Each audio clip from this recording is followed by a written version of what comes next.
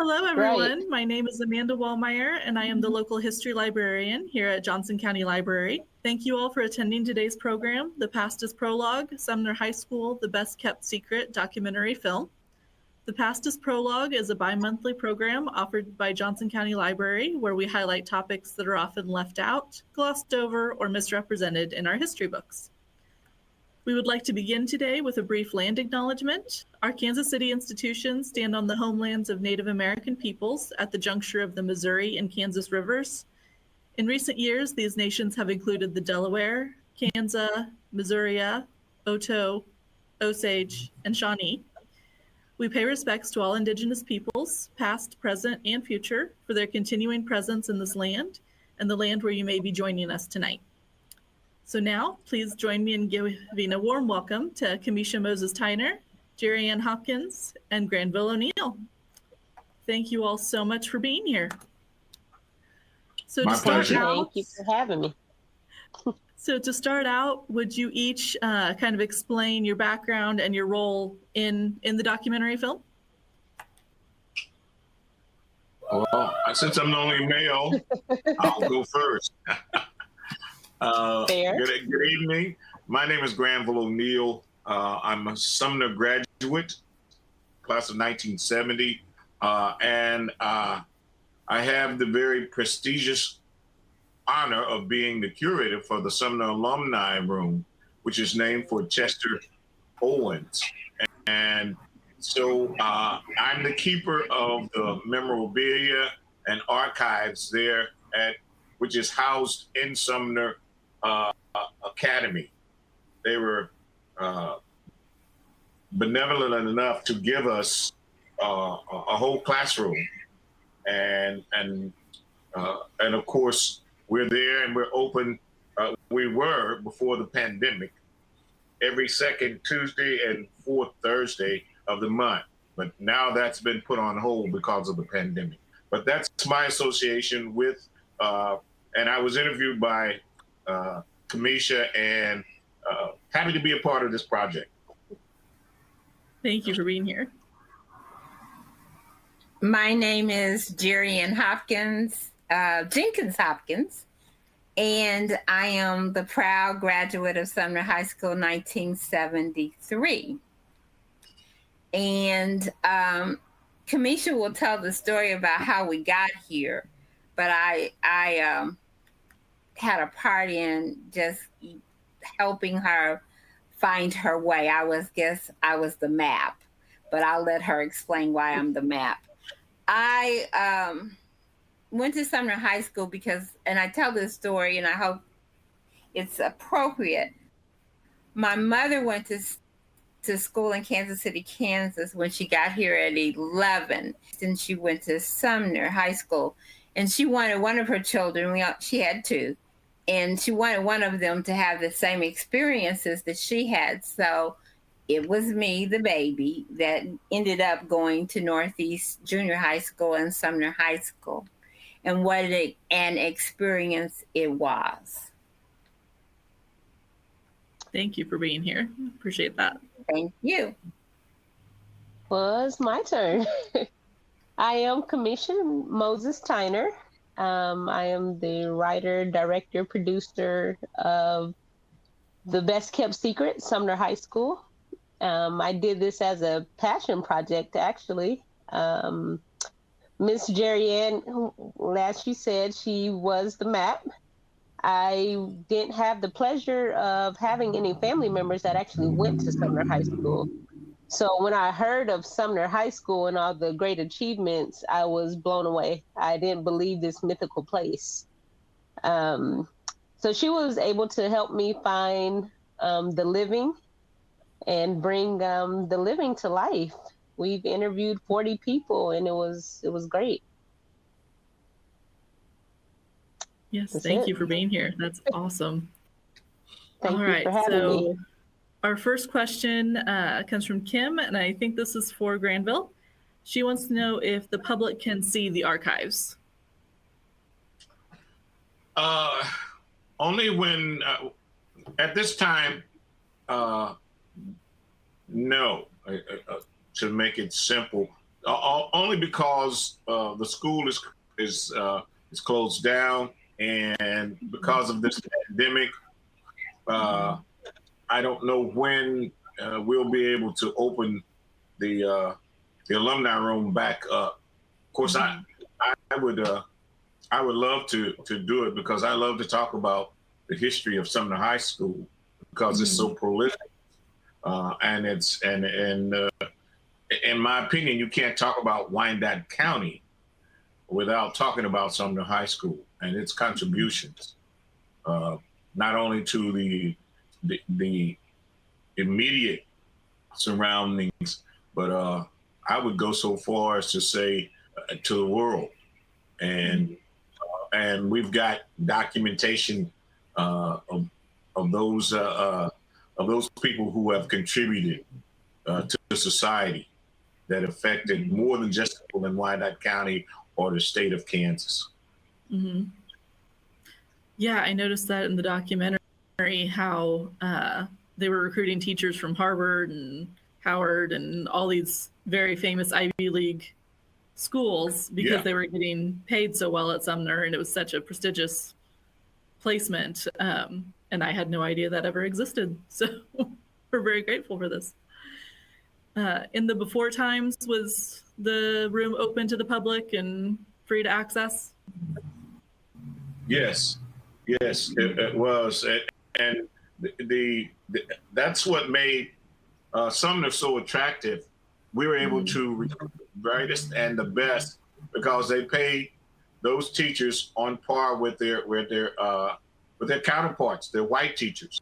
Mm-hmm. And in most cases, those teachers had higher credentials than the administration. We had people that had, most of them had master's degrees already, and some were even PhDs. Oh, wow. Yeah, that's rare to find at the high school level and a wonderful opportunity.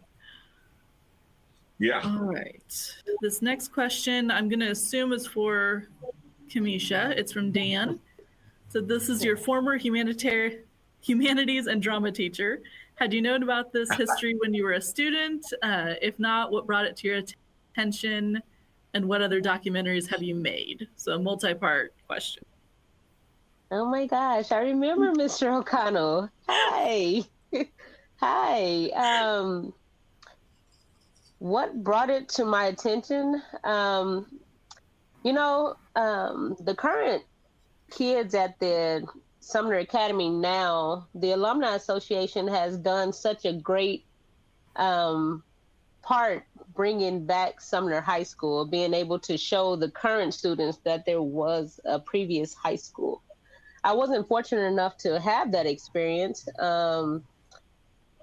What brought it to my attention is I was actually filming a class reunion for Miss Jerry Ann Hopkins, her 40th class reunion. And so when I was looking for supporting documentation, I found about a story of a Black guy shooting a white guy. And I said, this has nothing to do with Sumner. What do you mean? And so I read more into it, and I instantly was intrigued. Jerry Ann and we met at a library for what she calls 6 hours. And we discussed a documentary. 364 days later, approximately, it was in production, and we had a premiere at KCK Community College. As far as other documentaries, I do have one in the works that is a top secret right now, but there is another one coming out. Oh, way to dangle that carrot. We watching that Facebook page. Hey, I believe Mr. O'Neill will be back in this one as well. He doesn't know, but now he does. Hey, surprise. Okay. All right. Can you kind of talk about your research project for this documentary? Was it easy to find information, or did you really have to dig into things? I'm actually going to let Miss Jerry Ann answer some of that. I know she she was very instrumental as far as the research, but she gave me the clues as to where to look for the next clue, so to speak. Mm-hmm. So it was a true treasure hunt. So at the very beginning, you see a lot of historical data that Kamiasha went and researched. So you see the old school versus what we consider the new school, which was built in 1940. And you get information as to how you transferred from one to the other and why you had a brand new school in 1904 built, and then why you have another school built in 1940. I think she did an excellent job, and I'm not rubbing your back right now, Kamiasha, but I think she did an excellent job in doing her research, because she went back into the neighborhoods and got the pictures of what it looked like then. When you talk about the businesses that used to be, they showed up in the documentary, and they weren't just pictures; they were the real, actual way that we used to live in Wyandotte County, Northeast area. And so I don't know that it was particularly easy, but when you have researchers or people still alive that you can talk to, like Granville O'Neill, like Chester Owens. Chester Owens is known as the historian of Wyandotte County right now for the Black community. And I don't want to narrow it to that at all, but he speaks he knows so much about what happened, and he's still here, and he's still viable at 88 years to share the stories. He graduated from Sumner High School. And so, the story is big. We just can't tell it in 2 hours. So the research is easy because the story is big. There are so many exciting stories about people and what they became because they went to Sumner High School. Unfortunately, to add to that, unfortunately, a lot of the supporting documentation as far as photos of the stores, they say 5th Street was live. It was the Westport of that neighborhood. Fortunately, when I went to the libraries, there's no photos whatsoever to support any of that, unfortunately. However, you go to Minnesota, which was the street that was not for us, they have all type of photo documentation, and it's just kind of unfair. So I was really sad that I couldn't add photos to that. Yeah, that is tough. So in 1968, the whole 5th Street area was destroyed. And so that's really important. Not that I can't tell you that those pictures could have been taken way before that, but that's part of the destruction of what happened in up 5th Street. At least I can tell you that. So. All right, our next question comes from Michael. Thank you for your work. How can we further the education of Sumner High School to the public? How can we help spread this story?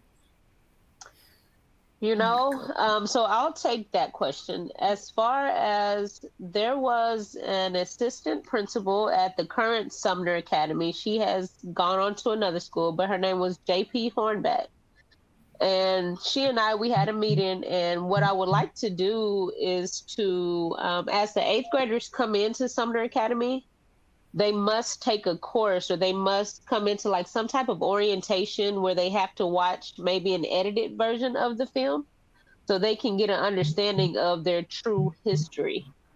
And I think that would have helped me, because I feel like maybe I would have done a little better in school. Maybe my grades could have been better, knowing that I stood on such high shoulders with such high expectations.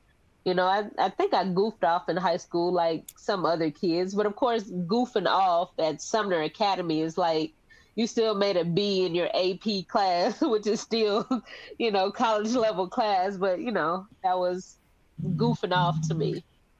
So I can identify. I appreciate that.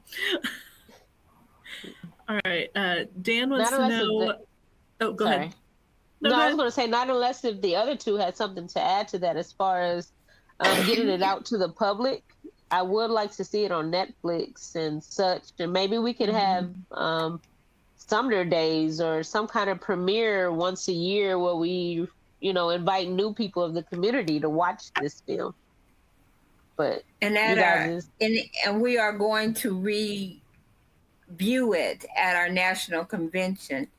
Hopefully we will have it in 2022. So we're hoping that we can engage some people to come in, have some popcorn.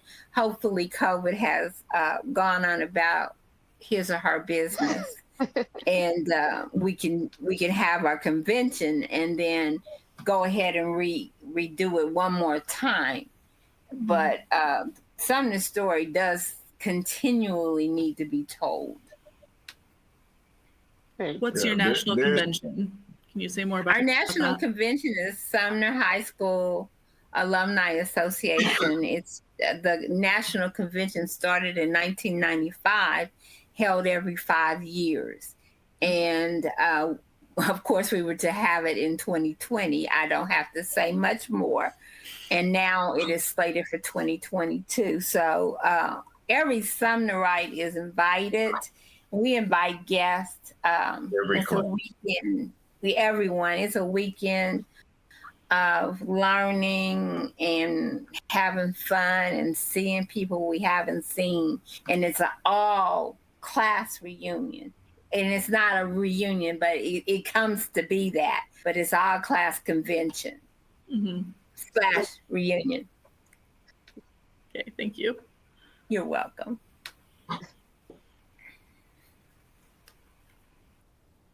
All right, Granville, did you have anything to add to that question? A lot of people don't realize the historical value of Sumner High School, and they don't know that history. Sumner was, they talk about Sumner Academy today, and that's great because it is a fantastic school. But Sumner High School was always a learning institution, and both athletically and academically. In the 1950s, Sumner was rated in the top 10 in the nation in science. And a lot of people don't know that. Most of that decade. Also, that Sumner High School was also a junior college because the blacks couldn't go to the regular junior college. So when they built the current building, they incorporated it and made it big enough to house. You could go on to junior college there at Sumner High School. And I think the last class was like 1951. Matter of fact, Chester Owens, I believe, was in the last class of the junior college. So there's a lot of historical significance that people may not realize that includes Sumner High School. For sure, yes. All right. And Dan would like to know, what was your greatest challenge in making this documentary? Ooh, lots of roadblocks. My greatest challenge at the beginning was I had a job. I actually quit my job to pursue making sure I fulfilled the documentary.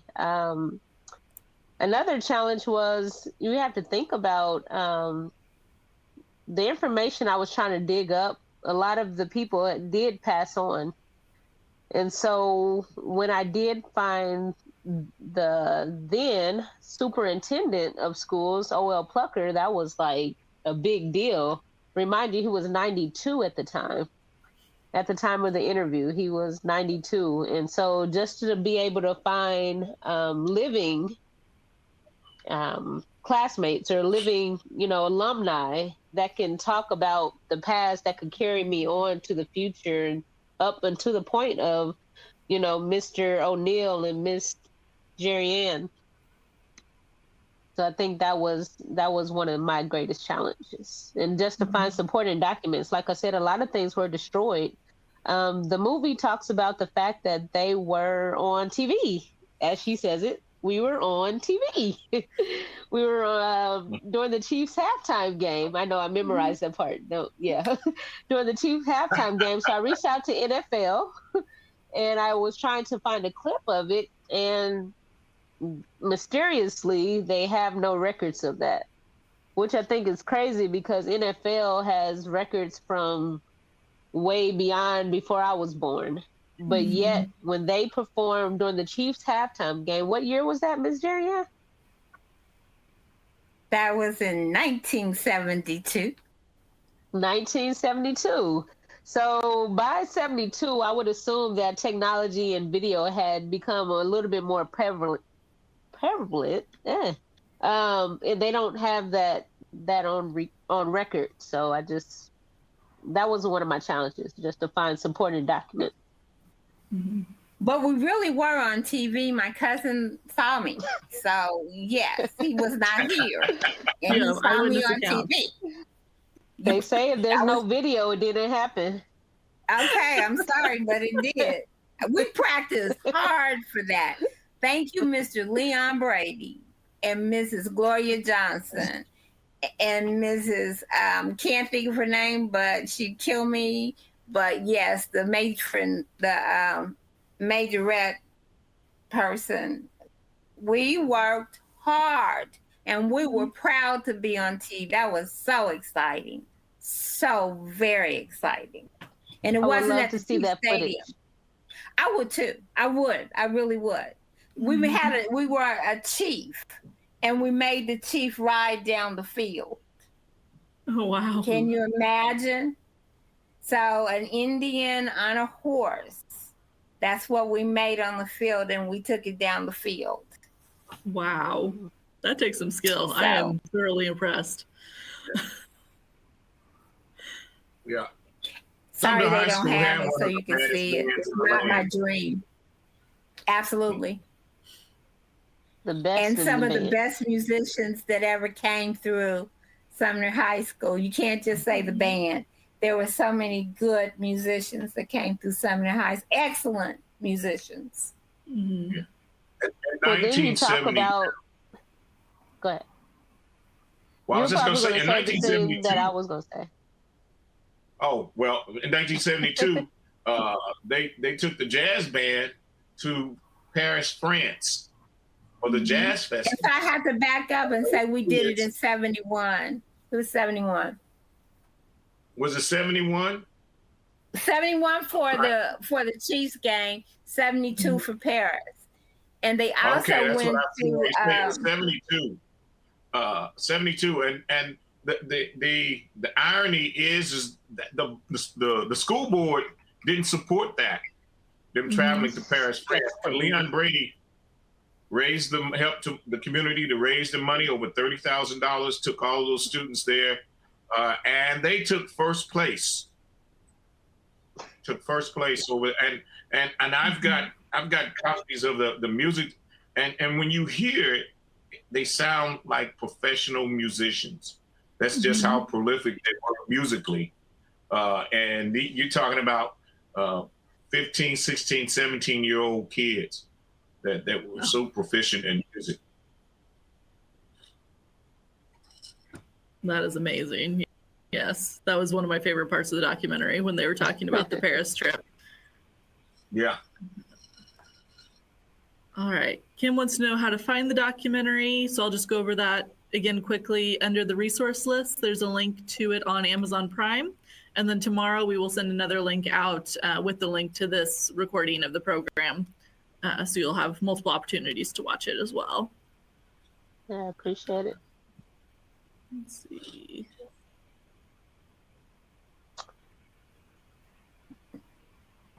Don't know. Question number 9. Yeah, Michael wants to know, what is the reason or multiple reasons that the school, I'm going to guess, closed or changed to the academy, I would guess is what he's going for. That's all you guys. Okay, so I'm in college and I'm away, and I get the rumor that Northeast is closing, Northeast Junior High School, and I'm just devastated. But then the next rumor was the Sumner High School was closing.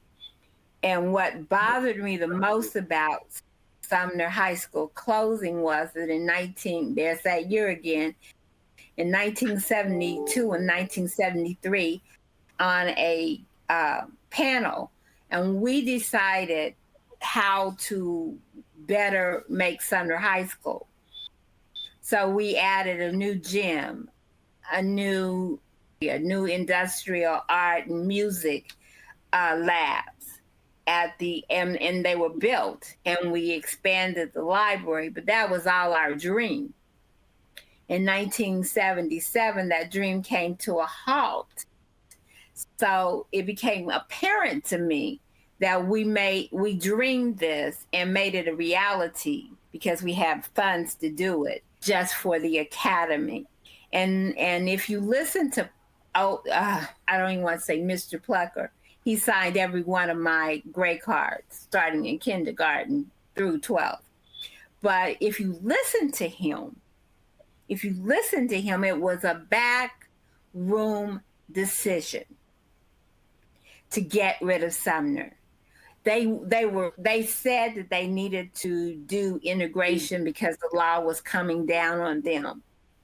But it was so much deeper than that, because that law was in 1954 and it's now 1978. And so they are 77. So they made a calculated decision, all the powers that be in Wyandotte County, to close Sumner High School, because he also says that Sumner High School was the nucleus of the community. It was a part of the community that gelled the people. And it just was. And so if you take away the high school, if you take away Sumner, then you break up the community. And that's exactly what happened. And O.L. Plucker and his cronies, bad word, but his cronies were the reason why Sumner High School turned from, and they closed it in 78? In May of 78. May 78, and they opened it in the fall. And they opened it in the fall of 1978 as an academy. They invited some of the students at Sumner High School to stay to the academy, and some of them did. But so many people were disenfranchised, if there's no better word, because they were yanked out of Northeast, where we were taught to be the best. And then they weren't able to go to Sumner High School, where we were continually taught to be the best. And we had the best teachers. We had the best atmosphere. And that all was destroyed by a backroom decision. And that's my 2 cents. Granny may have a better story than I do, but when you hear Mr. Plucker on the video say it, it makes your skin crawl. It just does. Yeah. They had Granny, to that was the adhere. lead-in. Yeah, well, the Sumner High School was the only all-black school in the state of Kansas. And I don't know how many people realize it, but in the state of Kansas, all high schools had to be integrated, starting at the turn of the century. So blacks and whites went to school together until they had that incident on April the 12th, 1904. And once that happened, the white kids no longer wanted to go to school with the black kids. And so hence, to alleviate or remedy that problem, people in the community had to go to Topeka, and special legislation that was passed in Topeka, Bill 890, establishing Sumner High School as an all-black school. Well, then we fast forward to 1954, Brown versus the Board of Education. Everything has to be integrated, but they never moved on it until 1970s, around 1977. And then this was to adhere to the law that was passed and integrate Sumner High School, which was fine.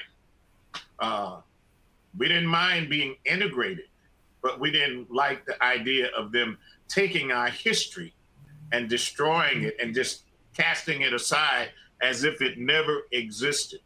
That was the hurtful part. But it was by law, and that was what they stood behind. The law says that we have to do this. And ironically, the president of the school board at that particular time was Gerald Hall, and he was the only dissenting vote. And of course, he was the only Black on the school board, but he was the only dissenting vote when they voted to do this. So that's how it came about, and they did away with all of that history, and what a colorful history it is. Mm-hmm. All right. Going back to more of the community at that time, Kim would like to know why and how did 5th Street get destroyed? 1968 were the riots, and they went through. Dr. King was killed, and they went through and burned the bits and pieces of what they deemed was owned by whites. And so those things went down. Well, Mallon's, I'm going to say specifically Mallon's store, which was owned by, it went down, and everything that was attached to it. And it was a good part of 5th Street down. Thatcher's Funeral Home, Alexander's doctor's office, those things remained. And Gill's Pharmacy, Douglas, did I say Douglas Bank? Those things remained. But we lost a major grocery store in our neighborhood and a few other things that, again, were attached. So it was the 68 riots that happened. I never knew that. Yeah, keep living. I'm trying. I'm trying. All right. I'll just say again, you can watch the film on Amazon Prime. Just search for Sumner High School, The Best Kept Secret. And we'll also send a link out tomorrow with this link. And also, if you want to own your own copy, which I believe Jerry Ann believes this is the best part, because this is the actual film. It's actually this disc is missing. I was watching it last night, but it has a book that talks about it. But the bonus disc actually has Miss Jerry Ann on there singing. But you can't see this part on Amazon. You have to actually buy it. They're $25, and you can find that on my website, dignifieddigital.com. And I mail it out the next should be day. the resources link as well. And I have a copy too. You see my copy? Okay. Well, now I wish I had one to hold up too. I feel left out. Right. I'm waiting for Granville to hold up his. He's trying to go get it. He's got wait for it. Everyone. I have my copy. There it is. So look at there. Good job. Good job. I have my copy. I've promoted and sold a few. That is true. I'm still waiting on my commission. I'm waiting on my commission for this. Oh, it's right here. I got it. Oh man, we're virtual. If we weren't virtual, I would have it. Right. Man. So close. All right, lots of comments coming through about how people had no idea this happened. So thank you so much for being here to tell this story. Going back to the Chiefs footage, Toyka wonders, is it possible the network would have that footage? So have you checked with like the local CBS or NBC or whatever station had the NFL at that time? I did reach out to... Go ahead. I reached out to Brian Busby He's a friend of mine, Channel 9 News, and he kind of told me to check NFL. He did also say that the footage may be pretty expensive to obtain, but I was going to try to get a price and rally up, and I'm sure Miss Jerry Ann to pay for it. Good one. Good one. So hopefully, maybe even in the near future, maybe even if we, got a hold of that footage, maybe I can put some short clip together just to prove that it really did happen. Because right now I'm kind of skeptical. Oh, please ask Mr. Brady. Ask my friend. Mr. Brady will hold me up on this one. We'll have to do a poll. He was a personal friend of Les Milgram, who you had to go through to get to do anything with the Chiefs back during that time. But Mr. Brady had a lot of important contacts, which was why he was able to raise over $30,000 along with the community to take his kids to Paris. He did the same thing in 1970 when we were one of the first bands to go to a bowl game. May have been the first band. Went to the Sugar Bowl in New Orleans, and need I say, we put Sumner on the map. The thing is that Sumner, a lot of people go to the HBCUs halftime shows. Mr. Brady is a graduate of Tennessee A&I, and so he brought all of that to Sumner High School. So we were doing dance steps and everything else when we did halftime shows as a band. And what was his mentor, Mr. Foster? Dr. Well, I don't know if it was his mentor, but Dr. Foster was the creator of the Marching 100 at Florida A&M University, and he wrote the book on halftime pageantry for bands. And he's a graduate of Sumner High School. Wow. Dr. William P. Foster. That's his name. That's amazing. All right. So Ronald wants to know, we've kind of covered this already, but just a little better.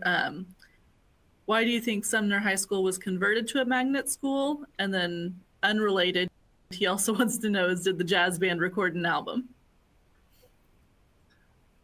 They did. I have copies, CDs, which are not $25. They're $10 a piece, actually. Mr. Brady still teaches. He's still in his 80s. He's in his 80s and he's still teaching. Yeah, Mr. Brady, he has a studio in the building where he lives. But yes, you can get a copy of the music that they did in Paris. And like I said, the CDs are $10, and it's excellent. It is excellent. If you're a jazz enthusiast, you're gonna love it. But that's that, and of course, like I said, they needed to adhere to what the government had already, the law that had already been passed, that they had to integrate, and that was their solution, to get rid of Sumner High School. And I don't know why they wanted to make sure that it didn't have the, I don't know the word to use, but it was a black school, known as a black school, because it was an all black school, and they wanted to eliminate that. So they got rid of all of the history that was Sumner High School, all of the prolific people that came through Sumner High School. That for such a small school, with an enrollment of less than 1,000, we had a lot of people that were prominent that came through Sumner High School. And I could name you a few, but I won't get into that unless you ask me. But that was a reason. I think also it's very important to point out what happened with the integration part. In closing both Northeast and Sumner, those youth had to go somewhere else. So what happens to them, they bus them to areas like J.C. Harmon, which is 10, 15 miles away from their doorstep. Parents couldn't go to parent-teacher conferences or go see their child perform at J.C. Harmon. They were bused to Washington High School, same difference. They were just bused all over the city. And notice who I'm saying was bused. They closed the schools on the north end. So in the documentary, I point out I went to Keeling Primary School. It wasn't called a primary school, but it was kindergarten, first and second. It's closed. I went to Stowe Elementary from 3rd to 6th. It's closed. I went to Northeast Junior High School. And by the way, Keeling is knocked down. Stowe is knocked down. So now I'm at Northeast Junior High School, and it's closed. They closed the building and made it a senior citizens home, but they took half the new building, what we call the new part of the building, off the building, and it's no longer there. So that's gone. And then Sumner High School, it's sitting there, but they've taken Sumner High School off the building, made it Sumner Academy. And again, all of the youth that lived in that neighborhood, if they were not accepted in the Sumner Academy, which is another big piece of this, you had to have a certain amount of academic prowess to even be invited to go to Sumner Academy. So that took a lot of students that lived in the area out of the area to go to school. You could no longer walk to school or take a short bus ride to get to school. You were taking long bus rides. I hope that helps answer that question. Yes, thank you. Yes. Michael has clarified his question from earlier. He actually wanted to know why Sumner started.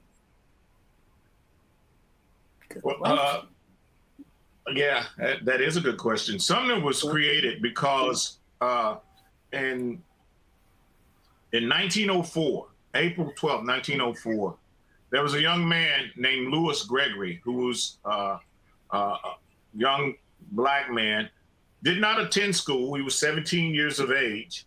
He walked with a limp. And talking to some of his relatives, they think that, he may have been ostracized or teased. The library will be closing in because of his deformity. But he was snagging frogs at one of the many ponds that existed in the Northeast area. And the story goes that sometimes he would take a rifle with him to shoot the bigger frogs before they jump back in the pond. Well, there was some white kids that started to tease him, and they started to chase him to get his frogs and so forth. Now, this is my version. When you read it in the Kansas City Star, it's not going to sound anything like that. But if you do your research, there's about 3 different versions of what happened. At any rate, Louis Gregory ran so far, and he picked up his gun and just turned and fired. And he shot. Roy Martin was the young man that was killed. The bullet hit his aorta, and he died instantly. And after that, the white kids no longer wanted to go to school with the Black kids. And so one of the remedies that they tried was that the white kids would go to school in the morning and the Black kids would go to school in the afternoon. But that was only temporary, and it didn't work out so well. So the community leaders, both Black and white, came together, and they decided to go to Topeka to request Spoiler alert. I'm sorry? spoiler alert. You gotta watch the film to get the rest of the story. Okay. Come on. All right. Spoiler alert. I know you're right. very passionate about your story, and we appreciate it. Okay. But I believe we got Not the gist of it. Spoiler alert. But that's how that's what started it. And for only 25. No, I'm kidding. Spoiler alert. That's really good, Kamiasha. I like that. Thank you. Right I on learned from the time. best. Mini-me, I learned from the best.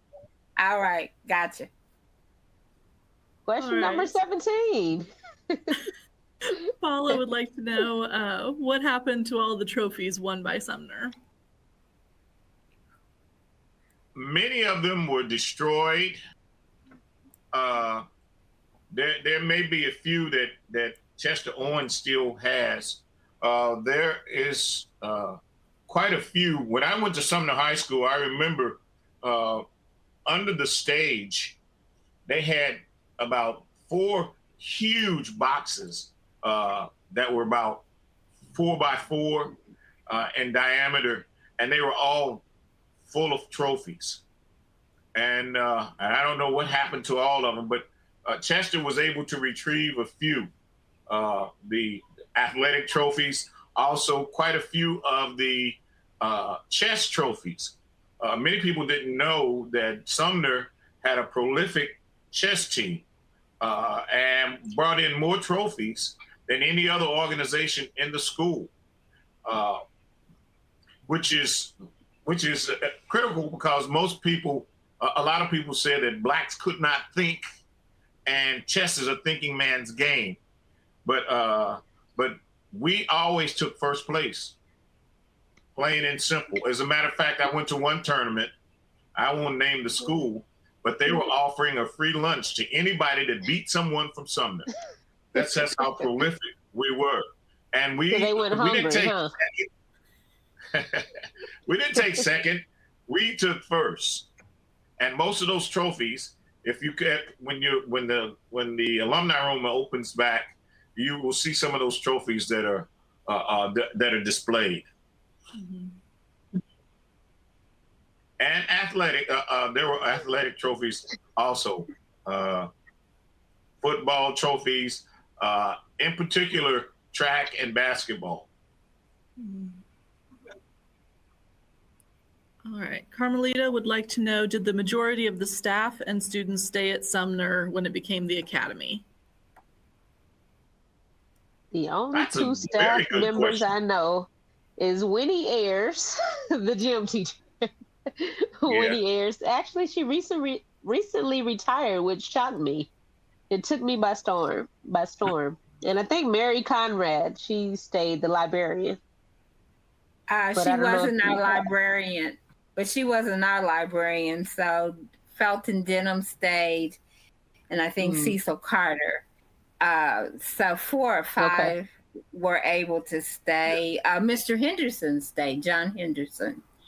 So he was industrial arts, and he was able to stay, but not many were able to stay.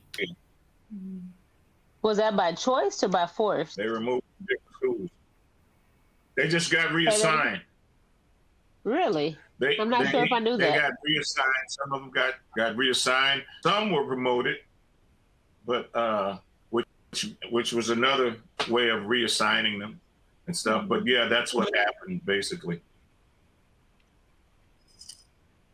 All right. Ronald remembers in either 76 or 77, Sumner High School sent 6 athletes to the Kansas State Class 5A track meet and won it handily. How was that possible? Any theories? We asked, because we had some fast people. You know, we didn't have people that produced in the field events unless it was broad jump or the long jump and maybe the high jump.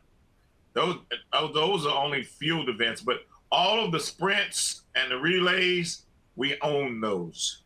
Mm-hmm. And that's how they were able to do that with about 6 people per state. Yeah, They took 16 and they won everything. So yeah, and they have trophies. But in the late 60s, they were awesome teams. So I'm not calling names because I would get in trouble. So Paul Graham, I didn't call your name. All right. Hey, a quick story. Paul Graham was one of the we called them the Fantastic Four. It was four guys that were just they were super fast and relay team, and they wore the little baby bells that kids wear on their shoes. All of them had bells on their shoes because when they were running, they said they wanted the competition to know that they were coming. You know, so that's great. It was, you know, but we call them the Fantastic Four because those guys were fast. And I think Paul may have some records that he does have records. He still owns his records. Exist. Yeah, and James Heggie is another, Dr. Heggie now. He lives in Houston, but he was just a couple of years ago was voted into the Athletic Hall of Fame because he was an All-American. Went on to become an All-American at K-State. Wow. All right, Kamiasha, would you say what your website is where you can buy the DVD again? It is Dignified Digital. I don't know if you can see my shirt. See, I'm trying to figure out this mirror situation, but it's Dignified Digital, or it's at the title of the Sumner, dignifieddigital.com. And there's a tab that just says Sumner Documentary. And I believe it's the first link on the resource list on your screen, so you can click there and find that. I believe you. I can't tell you where. Also, someone wants to know if there are autographed copies available. Sure, outside. So actually, they're all packaged. I did all the packaging myself. So they all have cellophane on them. I can open it, but it just wouldn't be the same as you open it, with the cellophane. But sure. Maybe when we're back in person, we can have an autograph signing at some point. Yeah. That would be way cool. Exactly. Then I could get Granny's too. Yeah, there you go. Exactly. And then I can pay him what I owe him. That would be great. Gosh, this works well.